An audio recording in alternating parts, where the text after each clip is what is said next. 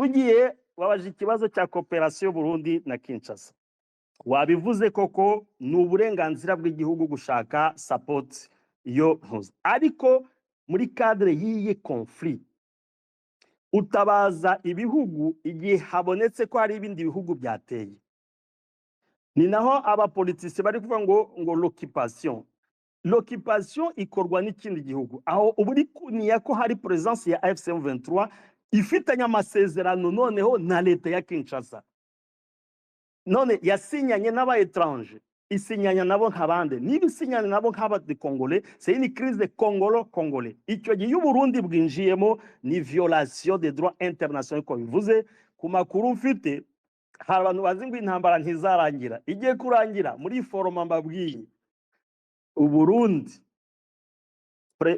Niba ntuza nyumva chef d'état-major Prime, mon général Prime wize amashuri akomeye cyane, ariko kuba mwaraguye mu mutego wo kujya gukora blokisi muri ho plateau ya Minembwe, kira kintu ejo nejo bundi hari amaserire afunguwe lahe azajyamo de généraux burundais y compris des politiciens. Ibi bintu mu byandike. Sinzi geopolitique mwize, sinzi igisirikare mwize, niba mwarakurikiye amafaranga ya Kinshasa muzabaza abantu bagiye muri maserire intuza. Bemba ajya gukora amanyanga ye muri Centrafrica. Bemba yamaze imyaka 10 ningahe lahe, ntabwo yazize ibibazo bya Kongo, yazize kubera yagiye akora amarorerwa hari abangwi bagiye gufasha Ange Felix Patasse. Bemba il en a payé très cher. Bisubiyemo ko General Prime n'ingabo zawe ba officier baba mariste yose tarazwi, bira bintu mutabivuyemo ejo vous allez vous retrouver dans les cellules à la haie. Ibi ndabivuze nk'umushakashatsi ko mbifitiye amakuru afatika cyane. Uburundi bwagiye mu kibazo, bwaje muri EAC, bagombye gusigara muri iyo forma, ariko kumva ko mukeneye amafaranga cyane ngo $5000 kwishura buri musirikare mukayarya, muzajya kuyishura n'abana banyu muzayishura lahe. Ibi ngibi mu byandikiye, c'est une erreur monumentale. Ntabwo mwakarikiye mumenye geopolitique y'akarere ukuntu iri kugenda, kuko intambara 1 de 4 matigiye kurangira, abakongomani bagira amahoro, constitution ihinduke, habe des états fédérés. J'imagine ukuntu Burundi buzabana na état fédéré ya Kivu n'ibyabaye hariya, ça sera une catastrophe naturelle ikomeye cyane. Donc génocide iri korwa muri ho plateau, degré de force, les forces burundaises politique militaire bazayizira, kuko justice tôt ou tard igiye kuzabikurikirana muri idéologie génocidaire yabaze, kuko intervention yabo muri ho plateau nta kindi barabesha ko bakurikirayo Red Tabara. Ok, twemere Red Tabara wi irahari, c'est un mouvement politico-militaire burundais nayo iri guhangana.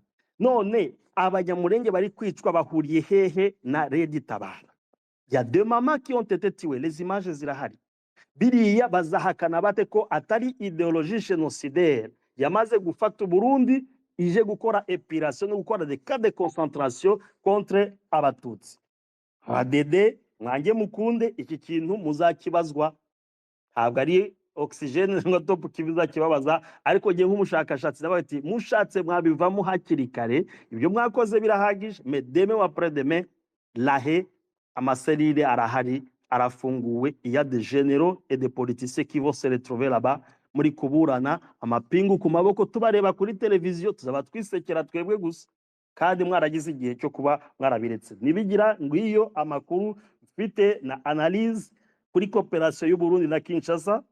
D'ailleurs hari n'amadeni mwe babafite batari banabishura, ariko degré de force la justice va se faire. Il génocide ikorwa abanyamurenge, les officiers burundais bazwi tayari, il y a déjà au moins 7 bari kuri liste, ils vont se retrouver à la haie, bazambikwa amapingu, tuzabakurikira kuri TV5 bari kuburana 1 de 4 matin. Murakoze. Muza adaje vuga ngo hagarikiwe n'ingwe aravoma.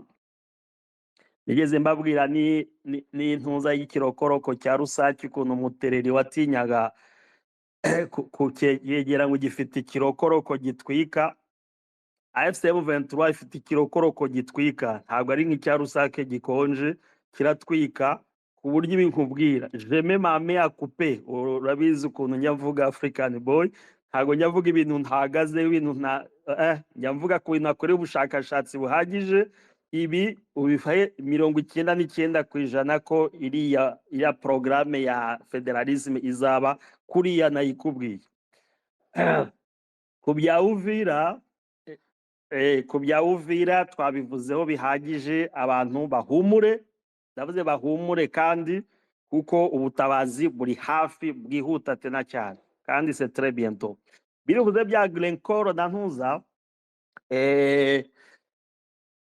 hobe nibadufasha buzategura ikibazo ku byerekeranye n'amaminere ya Congo, basobanurire biriya bavuga ngo ni pillage de minere, bazanire noneho bira ngo sinzi muzashake kibe kuri Zoom ko musari projection zabahereza, murebe amatoni aca Kasumbalesa naca kuri port ya Mombasa naca kuri port ya Dar es Salaam, muzarebe muzamenya pillage ikorerwa hehe, niyo Ntuza iyo narrative yazanywe nande ya ivuga ngo za minere.